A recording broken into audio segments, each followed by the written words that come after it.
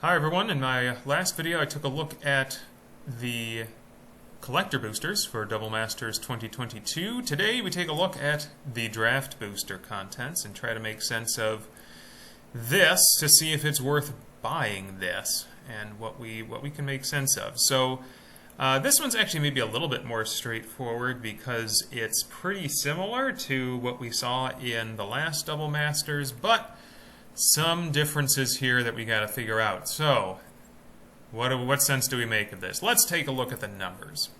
So, all right, the breakdown. The big difference here between what came with Double Masters 2022 and this edition is that we have more variants this time. You can get extended art borderless stuff in the regular booster packs, not just in the collector boosters or the so-called box toppers that we don't get anymore. So that's a really big thing. No box toppers for a sealed box, which is really frustrating. We're going to talk a little bit more about that in a little bit. But here's some of the things that I managed to glean, at least this is what Wizards tells us.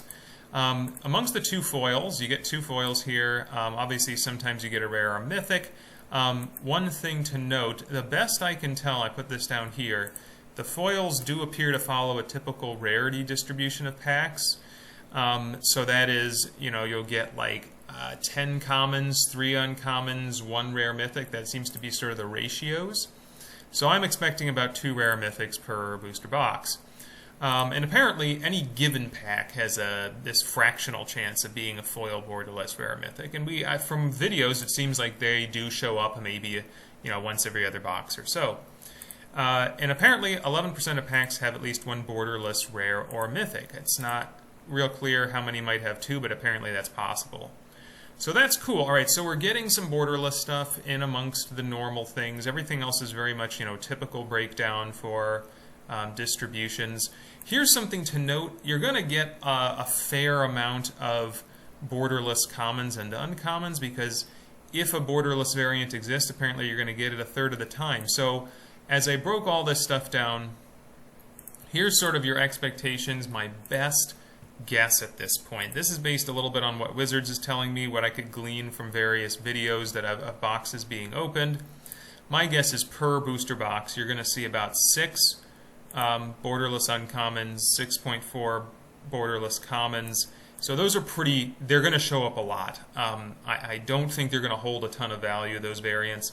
The foil ones might, because you're not going to get them all that often. I really couldn't figure out how many you might get in a booster box, but I would say probably like 1 or 2.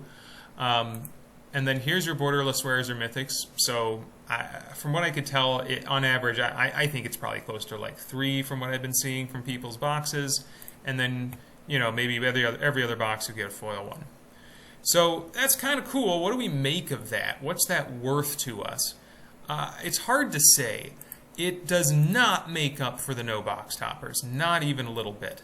Okay? Why not? Well, sure, you're getting some borderless stuff, but that's basically just like a variant upgrade of some card you were going to get anyway. So if you're going to open up a Smothering Tithe, sweet, Smothering Tithe is a good card. And hey, you might get a borderless version of it, which is cooler. But you were going to open up that Smothering Tithe anyway, so the fact that you're getting a variant really isn't all that exciting. The box toppers, on the other hand, were awesome because they were going to give you 2 pretty good cards.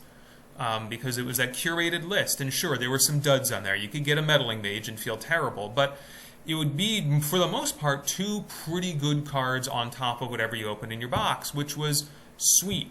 We don't get that this time.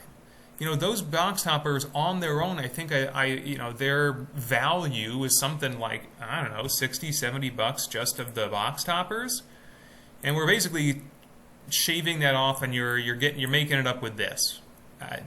And again, you're not getting extra cards, you're just getting variants of the ones you're already getting. So it's a little frustrating. So far, 2022, you're not looking real great compared to the previous iteration. I guess what it really comes down to, though, is what about the card list? What's the quality of the rares and mythics in this set versus the old 2020 option? And, it's hard to compare because, look, 2020 has been out for a long time. A lot of these cards have crept back up in value. We're still on pre-order period. I'm showing you the market prices, but this is like, market prices are going to fluctuate quite a lot over the coming weeks. But I think a pretty good way to kind of get a benchmark is, how deep is the set? When you look through the mythics, when you look through the rares, how deep can you go and still get something decent? And I think they actually line up very, very similarly. So if you look at, the mythics that are $20 or above, you get about the same number for 2020 and 2022. Rares that are $10 or above, pretty similar. I mean, I'm not seeing a ton of difference here. And even you can take a look at, the averages here of your top ones, averages here of your top ones. You can make an argument that it's a little bit more top-heavy and better on the newer stuff, but again, this is all pre-order prices. We don't know where this is going to shake out. If you go a little bit deeper, how many rare mythics do you have to go down before you start hitting ones below $10? Rares below, here's the rares that are $5 to $10. And again, it's very similar. Yeah, there's a little bit of differences here, but I don't see these as particularly meaningful.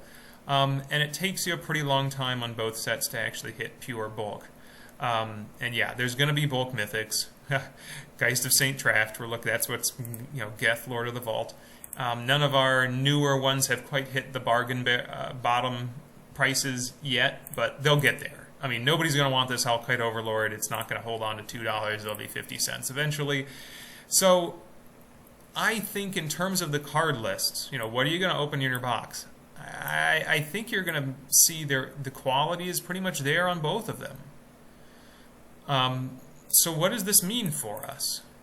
Is a Double Masters 2022 draft booster box worth it?